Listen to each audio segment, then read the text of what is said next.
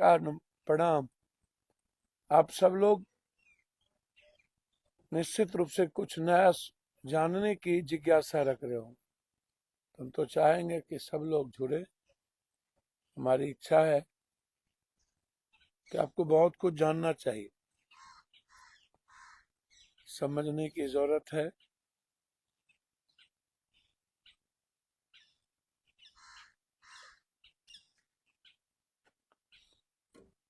यदि आप जुड़ गए हो तो मैं अपनी बात शुरू करूं। मैं चाहता हूं कि आज बजट सेशन भी है।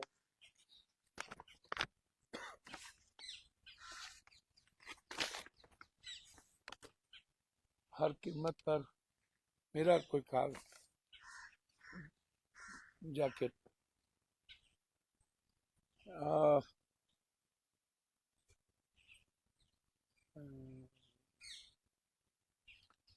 बहुत सारी चीजें ऐसी है कि मैं आपसे शेयर।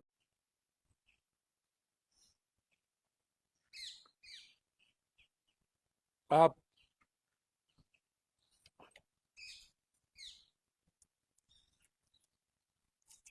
दो मुद्दे हैं। बिहार की स्थिति और बिहार में बेटी 8 लोग, लगभग 9 लोग। वो कौन लड़के, उसकी शिनाख्त क्यों नहीं हो?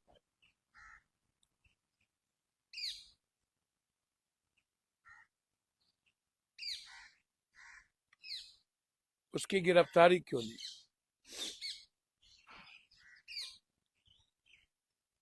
और सबसे पहला सवाल है कि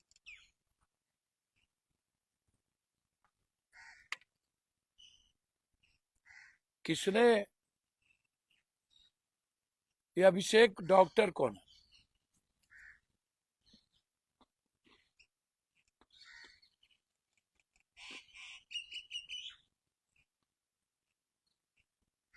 जिनको कई हॉस्पिटल में बुलाए जाते हैं, जो सरकार के बहुत नाक के बाल है। अभिषेक, इनकी क्या भूमिका है?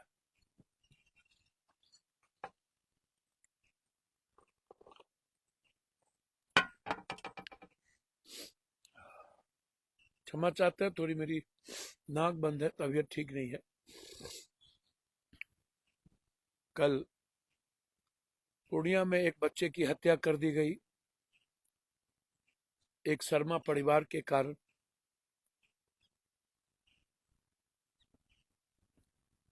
लगातार सुबह से शाम उस परिवार के आंसू देखे नहीं गए।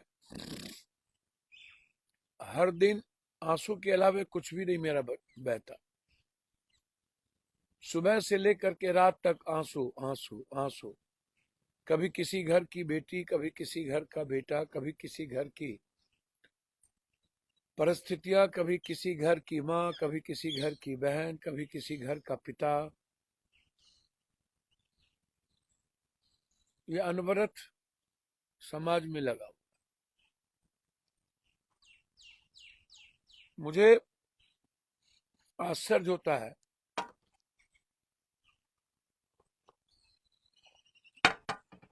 नीड्स की बच्चे के हत्यारे को बचाने में क्यों लगे।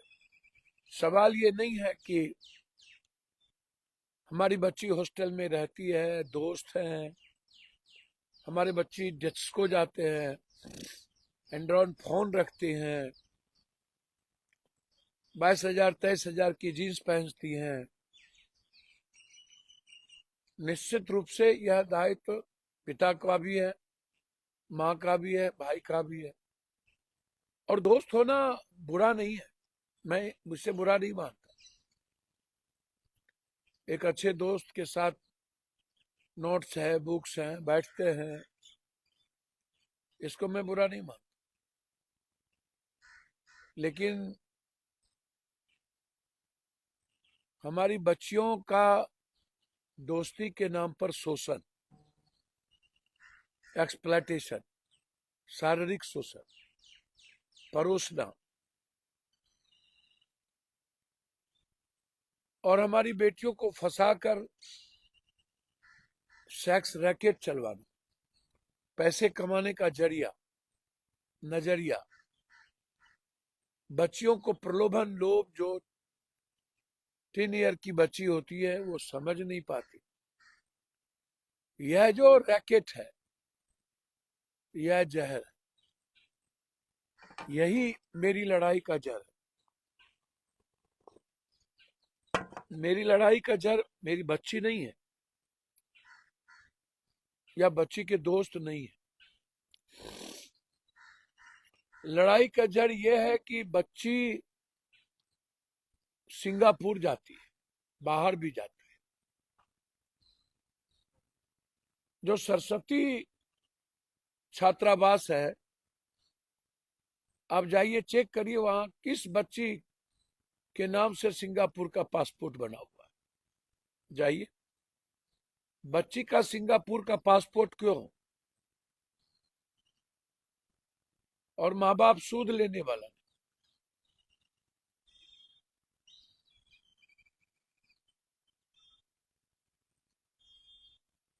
रात रात भर गायब रहना,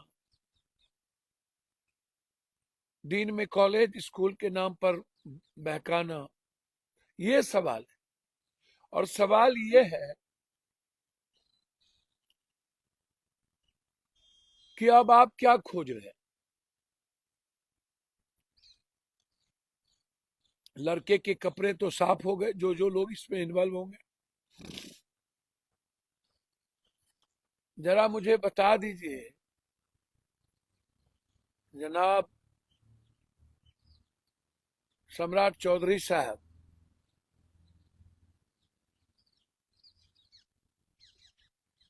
कि अब आप कौन सी जांच करेंगे?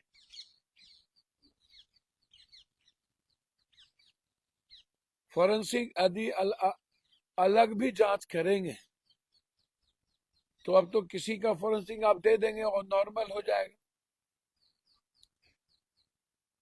सवाल यह है कि इस केस को दबाने में एसआईटी और सीआईडी, ये दोनों को आप लगाने के बाद अभी तक कोई भी निराकरण नहीं पहुंचा। इतनी उलझी हुई केस तो रुपेश की भी नहीं थी। पीएमसीएच के सुपरिटेंडेंट का किसको फोन गया? आप उसकी फोन को जांच कीजिए। सतीश के फोन को जांच कीजिए कि उस वक्त किस किस का फोन सतीश को आया, सतीश किस किस से बात किया। ये जो डॉक्टर सतीश है, इसको किसका बैकअप है? मैंने कभी जिंदगी में डॉक्टर को इस तरह बर्ताव और व्यवहार करते नहीं देखा। पहली बार एक डॉक्टर सबको मिटा रहा है, सबके घर को खोल रहा है। जब ये गलत नहीं है तो इनको इतना डर किस बात का है? चोरी और सीना जोड़ी, और खुद ये, कभी आपने देखा था कोई डॉक्टर को झंडोत्तोलन करके फोटो डालना और स्पीच में गणतंत्र की बात ना करके मिट्टी में मिला देना? इसके मोबाइल को चेक क्यों नहीं कर रहे? बुद्धा डेंटल कॉलेज में मनीष रंजन के यहाँ किस किस जिले से पेशेंट आता है और वहां हॉस्टल की लड़कियां पेशेंट लाने वाले ड्राइवर और अन्य लोगों को परोसे जाते। आप बुद्धा का क्यों आप नहीं करते हो? बाईपास में जितने भी लगभग लगभग, फिर मैं लगभग कह रहा हूं, 1-2% को छोड़ के नर्सिंग जो है वो गलत है और गलत व्यापार करते हैं, गलत धंधे करते हैं। नर्सेस के नाम पर हमारी बच्ची को बरगलाना। तो ये डॉक्टर अभिषेक सतीश की क्या भूमिका है और अभिषेक कौन है? ये सवाल क्यों नहीं उठ रहा है? अभिषेक ने किसको किसको फोन किया? इंद्रभूषण ठाकुर, जिसको 2 बार बिहार सरकार के द्वारा एक्सटेंशन मिला हुआ है, लग रहा है कितने बड़े ये क्रांतिकारी डॉक्टर हैं। इंद्रभूषण ठाकुर, इसकी संपत्ति की जांच की मांग करता हूं मैं सुप्रीम कोर्ट तक इसकी संपत्ति को लेके जाऊंगा। अमृत, इनकी बेटी का नाम स्प्रीता। स्प्रीता, इस प्रीता को प्रत्येक सब्जेक्ट में गोल्ड मेडलिस्ट कैसे मिला हुआ? स्प्रीता सो कौन सा ये दुनिया का सबसे जीनियस मेरिटेरियस लड़की थी कि हर सब्जेक्ट में इनको गोल्ड मेडल? क्या आप जांच नहीं करेंगे? इसके पीछे कारण कौन है? किन किन लोगों ने इनकी मदद की है? ये कौन है? इसके पीछे बिहार सरकार में सेकेंड थर्ड मैन है, अब तो सेकेंड मैन हो गए, थर्ड मैन है। जो एलएनटी के पहले और जगह घर बने तब भी इन्होंने पैसा पहुंचाया, और 5,000 करोड़ रुपया एलएनटी का पैसा ये 3 आदमी को पहुंचाया। इनको एक्सटेंशन पर एक्सटेंशन, एक्सटेंशन पर एक्सटेंशन। कल पीएमसीएच में चिट्ठी निकली है, उन लोगों को, कुछ लोगों को अलग अलग किए गए। इनकी बेटी और दामाद पीएमसीएच में ही थे, अभी बेटी जीएमएस में है और दामाद एलएनजेपी में। और इनका अब अवधि पूरा हो गया, लेकिन 30 तारीख 31 तारीख को फिर इसे एक्सटेंशन देने की तैयारी चल रही। तीसरे बार एक्सटेंशन कभी आपने अपने जीवन में सुना? क्योंकि और भी एलएनटी का पैसा उस हॉस्पिटल में मिलना है। ये वही डॉक्टर हैं जिन्होंने अनिल संड्याल, माइक्रोबायोलॉजी और एनाटॉमी के 3 डॉक्टर के द्वारा जो पोस्टमार्टम रिपोर्ट बच्ची को देखने के बाद जो मृत बच्ची की शरीर थी, जिसका वीडियोग्राफी हुआ है। अरे एम्स के डॉक्टर साहब क्या जवाब देंगे? वीडियोग्राफी देख लो ना। वीडियोग्राफी करके उसको किसका प्रेशर था, किसका फोन गया? क्या उस फोन में एक सुपरिटेंडेंट भी है? यही इंद्रभूषण ठाकुर, जिन्होंने नॉर्मल पोस्टमार्टम करने को कहा था। धन्यवाद दूंगा अनिल सांडियाल को, जिन्होंने बात नहीं मानी। नॉर्मल पोस्टमार्टम के लिए किन की फोन गई? इंद्रभूषण ठाकुर की मोबाइल की जांच, अभिषेक के मोबाइल की और सतीश के मोबाइल की जांच, और शाहजानंद बाबू की भी मोबाइल की जांच। ये चारों की मोबाइल की जांच आवश्यक है। इनका कॉल डिटेल निकालिए और इनका लोकेशन निकालिए, चारों का। किनके फोन गए?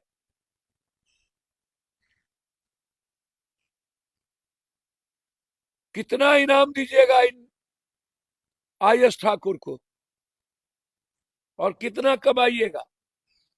कितना गोल्ड मेडलिस्ट दीजिएगा? मैं बहुत कुछ जानता हूं, लेकिन बेटी है, मैं कुछ बोलूंगा नहीं, मैं खोलूंगा नहीं। बहुत कुछ जानता हूं, क्या क्या करते हैं इंद्रभूषण ठाकुर, क्या क्या करते थे, सब कुछ जानता हूं। इंद्रभूषण ठाकुर को ऐसे मैं नहीं छोड़ूंगा। इनकी पूरी संपत्ति की जांच चाहे जैसे भी हो मैं करवाऊंगा।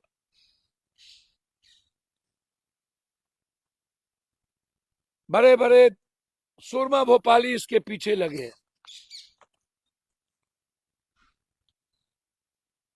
मेरा दूसरा सवाल यह है कि अभी तक डॉक्टर से पूछताछ क्यों नहीं हुई,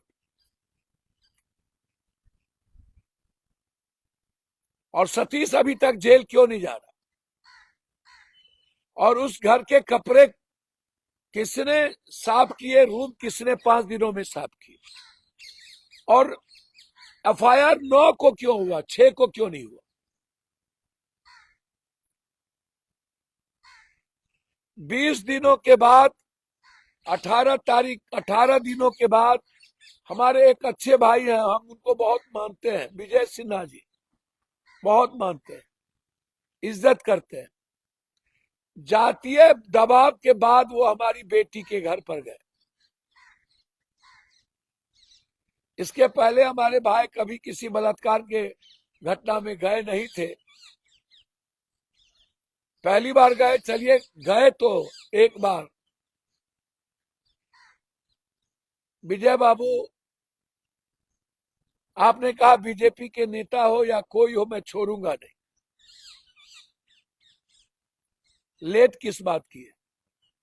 आपकी एसआईटी और सीआईडी तो मेरी रिश्तेदार, मेरे उनके मामा, उनके भाई, जिन लोगों ने मदद की उसी का डीएनए लेकर के, पहले तो आपने कहा नींद की गोली नहीं पाई गई, ना रूम में मिला और ना दुकान से नींद की गोली ली। फिर सीसीटीवी फुटेज नहीं मिला, वो पिता के 2 दवाई मिले। जब ये फंसाने की पॉलिसी आपकी खत्म हो गई तो आपके थाने में जो बच्चे इनके परिजन को मदद किया उसको 48-24 घंटा रख करके बिजली करंट देने की धमकी दी गई। हर तरह का प्रयास किया गया है तोड़ने की, केस को डाइवर्ट करने की। काहे? क्या कारण? अब कौन सी जांच आप करोगे? क्या पाओगे? क्या मिलेगा? आपने तो जिसको बचाना था बचा दिया, उसके कपड़े को धोकर।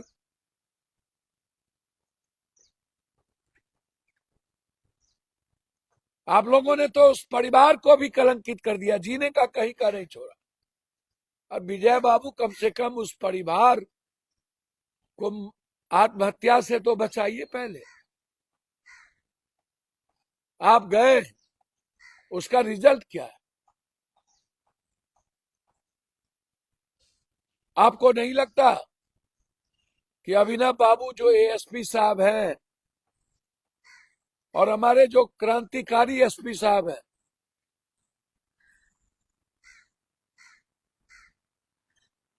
और जिन डॉक्टर के कहने पर कि कोई बलात्कार नहीं हुआ, वो सतीश, अभिषेक, वो क्यों छुपाए, और छुपाने में उन पर एफआईआर क्यों नहीं हुआ? विजय बाबू, हाथ जोड़ता हूं, आप इन डॉक्टर पर सबसे पहले एफआईआर करवाइए, क्योंकि इस केस की सबसे बड़ी कड़ी है डॉक्टर। ये तो मोहरा थी, इंस्पेक्टर। इन्हें तो ऊपर से किन किन का फोन आया, ये सवाल। और एसआईटी और सीआईडी छोड़ दीजिए, आप सीबीआई से इस केस की जांच कराएं। यदि आप न्याय चाहते हैं पूरी बच्ची का, पूरे बिहार के बच्ची को सुरक्षित देखना चाहते हैं, तो इस केस को जानना और ओपन होना जरूरी है। ये 6 लड़के कौन है? क्या वही है जो 6 लड़के गए थे, कि किसी और को मोहरा बना करके आप डीएनए ले रहे हैं?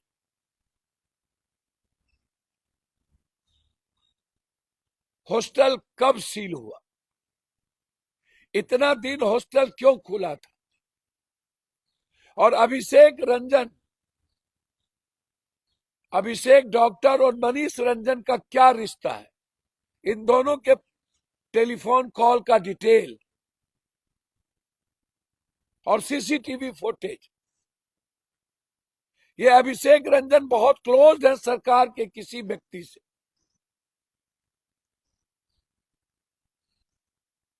मुझे उसकी परवाह नहीं है, लेकिन अभिषेक रंजन को मैं नंगा करके रहूंगा, चाहे जो भी हो।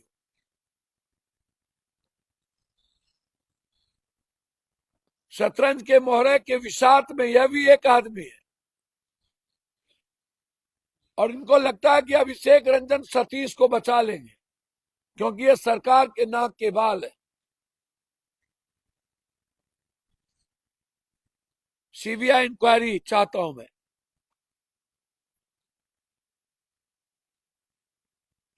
मेरा कुछ नहीं कहना था, मेरा कहना था कि किसका प्रेशर था इस को बदलने का, किनके फोन गए, कॉल डिटेल क्यों नहीं, किसी डॉक्टर पे कार्रवाई क्यों नहीं, एएसपी साहब हमारे तेज तर्रार हैं, उन पर किनका प्रेशर था, एसआईटी और सीआईडी दोनों मिलने के बाद अभी तक केस उलझी हुई है। और परिवार को लगातार प्रताड़ित किया जा रहा। मां आत्महत्या की स्थिति में, पिता बिल्कुल विचलित है, भाई पागल न हो जाए, मामा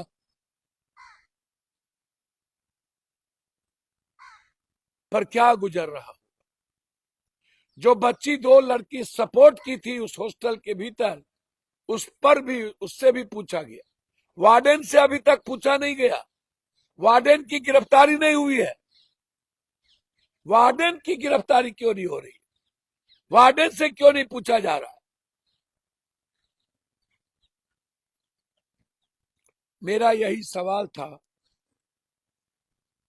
इन बिंदु पर कि गोल्ड मेडलिस्ट क्यों, सब सब्जेक्ट में गोल्ड मेडलिस्ट कैसे। दूसरा सवाल थोड़ा सा है, वो सवाल है यूजीसी को लेकर। यूजीसी के मुद्दे दुनिया में आजाद हिंदुस्तान के पहले से लेके आज तक, मैं ऐसा नहीं मानता हूं, कुछ लोग जब ये बात कहते हैं, राजपूत, ब्राह्मण, भूमिहार, लाला, पत्रकार लोग, और उसमें मुझे आश्चर्य होता है। मैंने जिंदगी में कभी किसी कवि को जात पात करते नहीं देखा, किसी बाबा को जात पात करते नहीं देखा। पहली बार 2-3 ऐसे बाबा हैं, बहुत बाबा किए शुरू से, शंकराचार्य के काल से भी हुआ, लेकिन इतना खुल्लम खुल्ली ये बाबा लोग, इतना घटियापन, इतना गंध पैदा करना। एक तो बाबा तो खुल्लम खुल्ली हमको गाली दिए थे हमारे गिरिराज भाई के कारण, उसने फिर बोला कि आत्महत्या कर लेंगे, कर लेना चाहिए। और ये जो क्रांतिकारी कवि हैं कुमार विश्वास, ऐसे कवि को चुल्लू भर पानी में डूब के मर जाना चाहिए। जो समाज को, हमारे बच्चे समाज को नहीं तोड़ रहे हैं, जिनकी दुकान नहीं चल रही है वो इस तरह के आवाज को उठा करके समाज को तोड़ने में लगे। इसमें कोई ऊंची जात और पिछड़ी जात का मुद्दा नहीं है। मैं स्वीकार करता हूं एसटी, एससी, ईबीसी के यदि कहीं सामाजिक शोषण हुआ होता है तो उसमें कुर्मी, कोरी, कुशवाहा और जादव समाज भी है। जनरल में सिर्फ भूमिहार, ब्राह्मण, राजपूत ही नहीं है, जनरल में जादव, कोरी, कुशवाहा, कुर्मी भी है।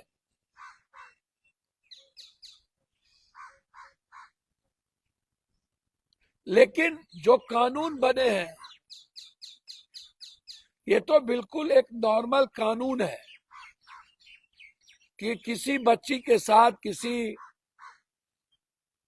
गरीब विकलांग के साथ, किसी जो आंख से हमारा ब्लाइंड हो उस बच्चे के साथ, किसी आर्थिक रूप से कमजोर बच्चों के साथ किसी भी तरह का कोई मजबूत गाड़ी घोड़ा वाला ताकतवर आदमी किसी भी जीनियस के साथ एक्सप्लॉइटेशन ना करे। उसके सारे चीजें हैं। मेरे पास कोई ऐसी चीज नहीं है कि जो ना हो। पहले कानून में 100 छेद थे, रास्ते थे। अब कानून को मजबूत इसीलिए किया गया कि एक पप्पू यादव के बेटे के भीतर या किसी के भीतर एक मन में कानून का डर हो। वैसे कानून का तो राज है नहीं, कानून का डर हो। ये नरसिंहानंद गिरी खुले तौर पर गाली गलौज कर रहे हैं, नरसिंहानंद गिरी। और कुमार विश्वास तो अति कर दिया। मैं आग्रह करूंगा इस कुमार विश्वास के किसी भी कार्यक्रम में कोई गरीब ना जाए, इसका विरोध होना। मानसिक स्वास्थ्य, यौन उत्पीड़न और भेदभाव के खिलाफ सख्त नीतियां, और कुछ नहीं है, यौन नीतियां। महिलाएं और दिव्यांग छात्रों के लिए समावेशी नीति। संस्थाओं में निर्णय निर्माण, रिपोर्टिंग और प्रशासनिक प्रक्रिया सार्वजनिक जवाबदेह। Equality cell, code of conduct. शिक्षकों और स्टाफ के लिए जैसे आप जाति के आधार पर नंबर दे देते हैं, कुछ कर देते हैं, आप शोषण करते हैं, आप कुछ बोल देते हैं। अब तो कोर्ट में जज लोग भी ओपन बोलते हैं जाति पाति के रूप में। नीतियां, डाटा आधारित मापनीय परिणाम, नियमन और मॉनिटरिंग की शिक्षा की गुणवत्ता। मतलब यदि आप गलत करेंगे तो ये एक जगह बन गया कि जहां हम अपना कंप्लेन कर सकते हैं, और वो सिर्फ जांच करेंगे सही और गलत का, बस इतना ही है। कंप्लेन करने का एक सेल बना, और उस सेल में हम कंप्लेन करेंगे तो जो जेन्युइन होगा तो वो कॉलेज डरेंगे, वो स्टाफ डरेंगे, पप्पू यादव का बेटा डरेगा, डिफेंडर पर चढ़ने वाले लोग डरेंगे। इसमें कहीं ऊंची जात और पिछड़ी जात नहीं है, कहीं ऊंची जात की बेटी और पप्पू यादव की बेटी नहीं है। आप कहते हैं कि कोई प्रपोज करेगा और यदि नहीं माना तो हमको फंसा देगा। ऐसा हुआ कभी दुनिया में? कोई लड़का बिना लड़की के इच्छा के बगैर और बगैर प्यार के बगैर कोई किसी को प्रपोज कर दे, और प्रपोज करने के बाद नहीं माना? इस तरह की मानसिकता की बात करने वाले जिनकी दुकान चाहे वो कोई हो, हम करनी सेना के से साथियों से कहना चाहेंगे, आप आवाज उठाइए। और हर वर्ग और समाज के लोगों को आवाज उठाने का राइट है। मंडल कमीशन जब आया था तो ऊंची जात के बच्चे ने भी अपने अधिकार की आवाज उठाई, और दलित एसटी एससी भी आवाज उठाई। एससी एसटी एक्ट जब आया था तब भी आप विरोध किए थे, भारत बंद किए थे। क्या हुआ? जब कोई कानून बनता है तो 1-2% खामियां निकलती है, फिर धीरे धीरे सुधार भी होता है। यदि ऐसे कानून से प्रताड़ना की कोई गुंजाइश नहीं, भरोसा रखिए। और भैया, एसटी एससी ईबीसी ओबीसी के लोग आपके भाई ही तो हैं, हिंदू ही तो हैं। आप कहते हैं पूरा हिंदू एक हो जाओ, और ये गिरिनानंद जी, इरिनानंद जी और चिल्लानंद जी दलित हिंदू नहीं है। ओ बाबा, ये बड़ा बड़ा, ये जो 10,000 करोड़ 1,000 करोड़ के मालिक बने हैं, दलिते के पैसे से तो बने हैं। वो ईबीसी और ओबीसी के लोग हिंदू नहीं है। जब वोट की बारी आती है तब आपको हिंदू भी नजर आता है, और जब एसटी एससी को एजुकेशन इकोनॉमिकल बढ़ाने की बारी आती है, नौकरी की बारी आती है, तो अब तो आरक्षण पर हमला करते हैं। ऊंची जात के बच्चों के लिए 10% आरक्षण दिया गया कि नहीं? हम चाहते हैं 15% कर दीजिए, लेकिन 67% आरक्षण ईबीसी का करिए, एकदम करिए। लेकिन इसके लिए हाय तौबा नहीं बची, समाज को मत बांटिए। हम हाथ जोड़ते हैं करनी सेना के नेताओं से, आप अच्छा काम करिए। जब प्रताड़ित हो राजपूत समाज तो आप निश्चित रूप से लड़िए, उठाइए, हम आपके साथ खड़े रहते हैं। हमारे लिए कोई जाति नहीं है, आपके लिए भी कोई जाति नहीं हो, लेकिन आप करिए। लेकिन जो बड़े बड़े पत्रकार लोग ये बकवास कर रहे हैं, भूमिहार ब्राह्मण राजपूत लाला, क्या यही लोग प्रताड़ित करते हैं और लोग नहीं करते हैं? मैं तो कह रहा हूं, प्रताड़ना करने में ज्यादा दबंग और नेताओं की भी भूमिका होती है, कुर्मी समाज की भी होती है, कुशवाहा समाज की भी होती है। ऐसा कहां कह रहा हूं कि नहीं होती है? दलित में भी कुछ मजबूत समाज है, वो भी करते हैं, लेकिन वो दबंगाई नहीं करते, वो कानून के आड़ में करते। यूजीसी एक ऐसा लॉ बना जो किसी भी तरह के कमजोर तबके बच्चों को शारीरिक मानसिक आर्थिक प्रताड़ना ना हो, उसके नंबर में उसके एजुकेशन में किसी भी तरह का क्लासेस में उसको कमजोर प्रताड़ना ना किया जाए, बस इतना ही है। एक कानून बनी छोटी सी, जिसमें उनके अधिकार को संरक्षित किया गया कि आप एक जगह जाके अपनी बात रखिए, उसमें तो कोर्ट है, कोर्ट देखेगा, यदि गलत कर दिया वो तो। इसीलिए मैं आपसे आग्रह करूंगा, और कुमार अविश्वास, ये विश्वास नाम नहीं इसका, अविश्वास। ईबीसी भी हिंदू है, कुमार विश्वास। लंबा लंबा गप देते थे आप लोग, कहां से इतना पैसा कमाते हो? नफरत पैदा करते हो। कोई भी आज तक कभी इस तरह की भाषा का प्रयोग नहीं किया था।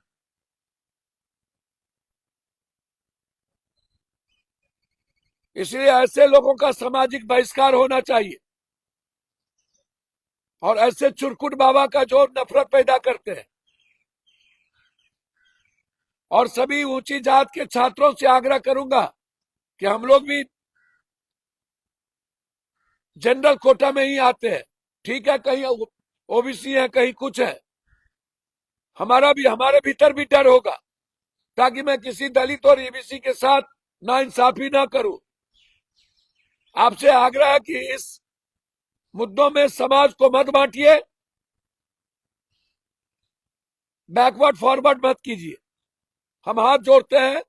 आज जरूरत है हमारे देश के बच्ची को बचाने की, आज जरूरत है हमारे देश में एजुकेशन की इक्वालिटी की, आज जरूरत है मिनिमम और मैक्सिमम रिक्वायरमेंट की, फ्री एजुकेशन की। हम लोग को इक्वल और फ्री एजुकेशन की लड़ाई लड़नी चाहिए, और रोजगार जो सरकार नहीं देना चाहिए, मिलकर आवाज उठाने की जरूरत है। यूजीसी के मुद्दों पर इन पार्टी को दुकानदारी चलाने मत दीजिए, ये मेरा आग्रह है। मैं किसी की आलोचना इसमें नहीं करूंगा, लेकिन ये बाबा और बड़े बड़े पत्रकार जाति के आधार पर जिस तरीके से आप बात कर रहे हैं, ये गलत है। देश के लिए, संविधान के लिए आपको शर्म आनी चाहिए। आपके लिए भी कानून बना है, स्वर्ण कमीशन भी है, स्वर्ण एक्ट भी है। ये ठीक नहीं है। समाज को मत बांटिए। और नीट्स की बच्ची और बिहार में गया की बच्ची को उठा के नालंदा में जिस तरीके से किया गया और जिस तरीके से पूरा पुलिस, डॉक्टर और नेता का महकमा लगा हुआ है बड़ी मछली को बचाने के लिए, ये लड़ाई जौहरी है। लगातार 5 साल की बच्ची के साथ बलात्कार, लगातार बड़े बड़े व्यापारी और कारोबारी की हत्या, पूर्णिया में जिस तरीके से क्रिमिनल ने मारा है, इसके खिलाफ बड़ी लड़ाई लड़ने की जरूरत है और लड़ेंगे, पताल से भी निकालेंगे। जहानाबाद की निर्भया बच्ची हो या गया की या मुजफ्फरपुर की या बक्सर की या पटना बड़े बस स्टैंड के बगल की, हर बच्ची की लड़ाई अंतिम तक लड़ेंगे। ये मेरा संकल्प है। देश को स्वर्ण और अगले के बीच मत फंसाइए। अभिषेक बाबा और बड़े पत्रकार, जातीय पत्रकारों के फेर में मत रहिए। हमारी बेटी को भी इन्होंने राजपूत और भूमिहार के बीच बांटने का प्रयास किया। छी, ऐसे पत्रकार को जो अब राजपूत और भूमिहार के बीच बांटने का प्रयास हमारी बेटी को किया है। फिर मैं आग्रह करूंगा, ये आयस ठाकुर को किसने कहा था नॉर्मल करने के लिए? और ये तीनों चारों डॉक्टर कहां गायब हैं? वार्डन कहां गायब हैं? 6 दिनों तक एफआईआर क्यों नहीं हुआ? किसके कहने पर बच्ची के चोट देखने के बावजूद डॉक्टर ये कहता रहा कुछ भी नहीं हुआ है? नशा का किसने प्रयोग किया, किसने बनाया? इन सब पर इंक्वायरी और इन सब को जेल भेजा जाना चाहिए। नमस्कार।